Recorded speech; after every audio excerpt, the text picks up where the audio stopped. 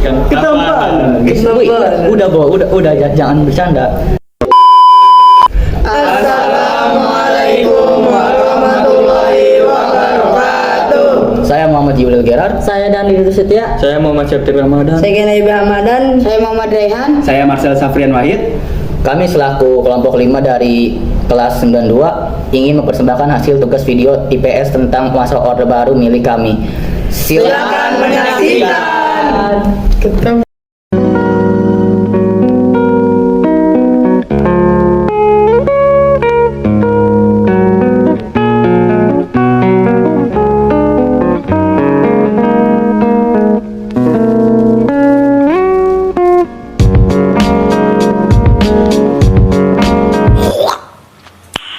Nice. Oke guys, langsung aja kita ke materinya ya. D. Masa Orde Baru, tahun 1966 sampai tahun 1998. Orde Baru adalah sebutan bagi masa pemerintahan Presiden Soeharto di Indonesia. Lahirnya Orde Baru diawali dengan dikeluarkannya Surat Perintah 11 Maret tahun 1966. Masa Orde Baru berlangsung dari tahun 1966 sampai tahun 1998. Dalam jangka waktu tersebut, pembangunan nasional berkembang pesat. 1. Perkembangan politik A. Super Semar pasca penumpasan G30 SPKI.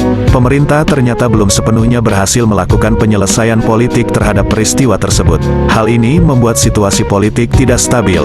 Kepercayaan masyarakat terhadap Presiden Soekarno semakin menurun.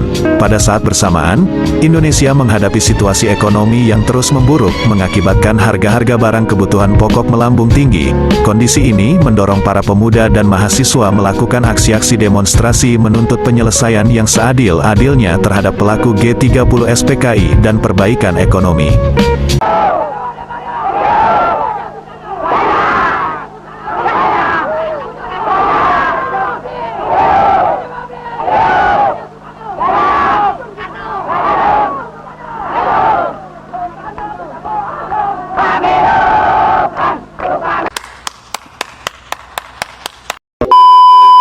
Oke lanjut ya guys ya. Pada tanggal 12 Januari tahun 1966 pelajar, mahasiswa, dan masyarakat mengajukan 3 tuntutan rakyat, Tritura. Isi Tritura tersebut, yaitu 1. Bubarkan PKI 2. Bersihkan Kabinet Dwikora dari unsur-unsur gerakan tanggal 30 September 3. Turunkan harganya. Guna memulihkan keamanan negara, pada tanggal 11 Maret tahun 1966 Presiden Soekarno mengeluarkan surat perintah kepada Letjen Soeharto untuk mengambil segala tindakan yang dianggap perlu dalam rangka memulihkan keamanan dan kewibawaan pemerintah. Surat itu dikenal sebagai Surat Perintah tanggal 11 Maret atau SP tanggal 11 Maret atau Super Semar. Isi Super Semar adalah pemberian mandat kepada Letjen Soeharto selaku Panglima Angkatan Darat dan Pangkop Kamtib untuk memulihkan keadaan dan kewibawaan pemerintah. Keluarnya Super Semar dianggap sebagai tonggak lahirnya Orde Baru. B. Penataan stabilitas politik.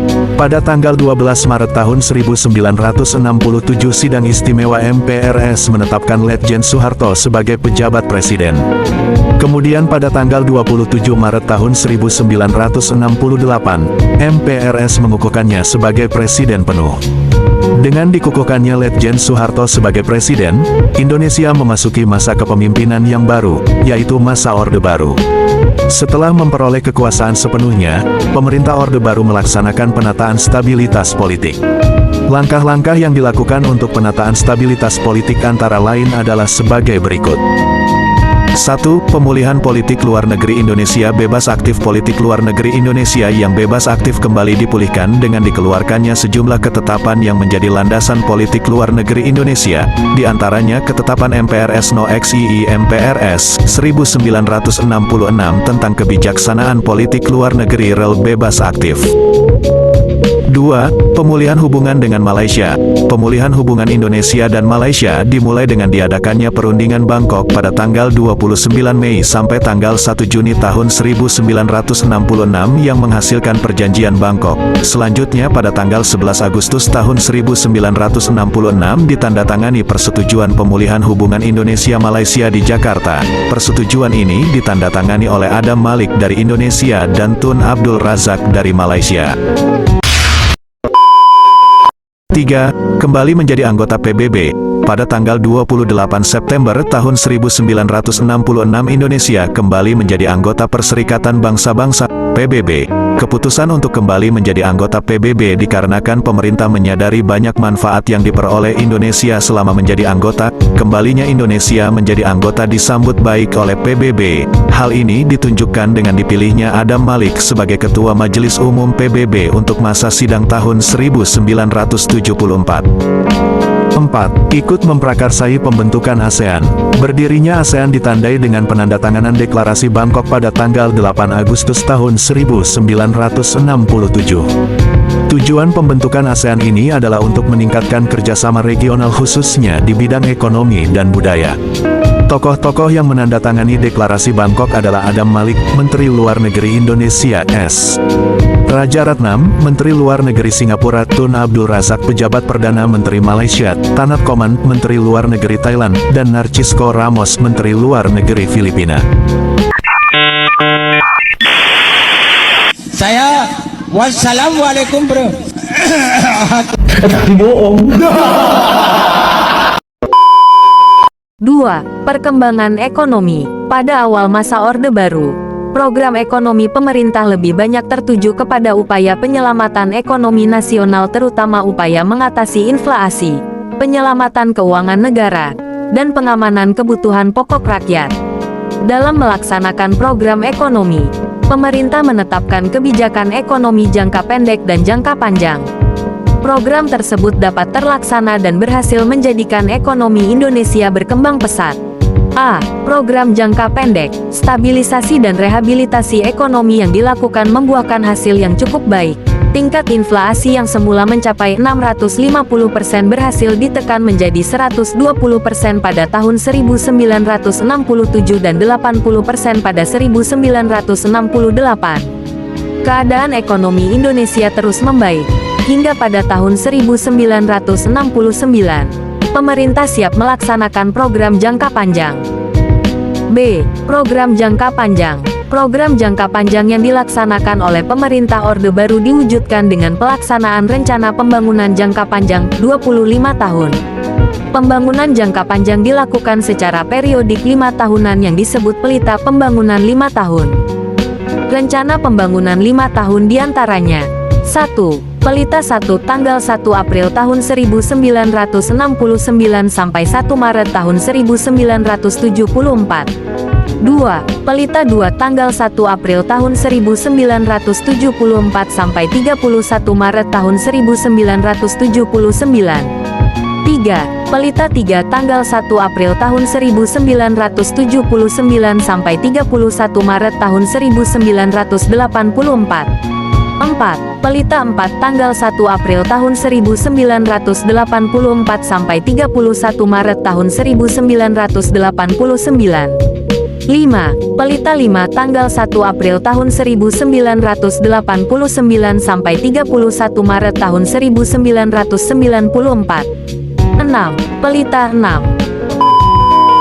3. Kehidupan masyarakat Indonesia pada masa Orde Baru. A. Kehidupan sosial pada masa Orde Baru.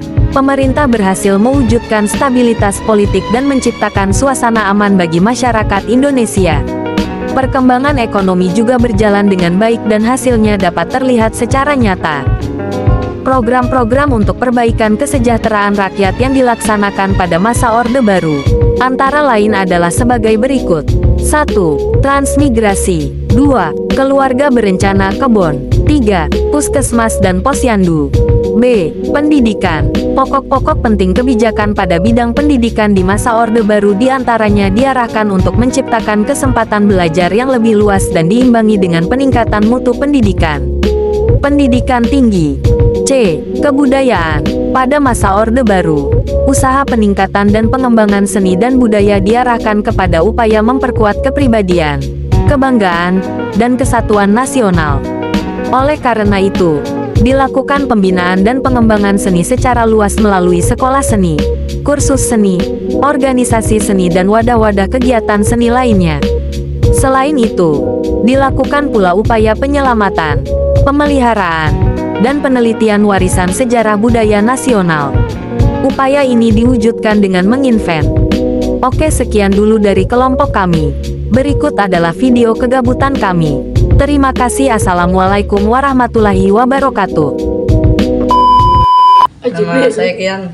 Kamu apakah masih mahasiswa? Mahasiswa sih? Pelajar? Iya, masih. Kelas berapa? Kelas 9. Oke, kamu suka ngapain? Nggak mau ngapain. Wah, oh begitu. Natap ke kamera. Untuk kamera. Oh, jalan.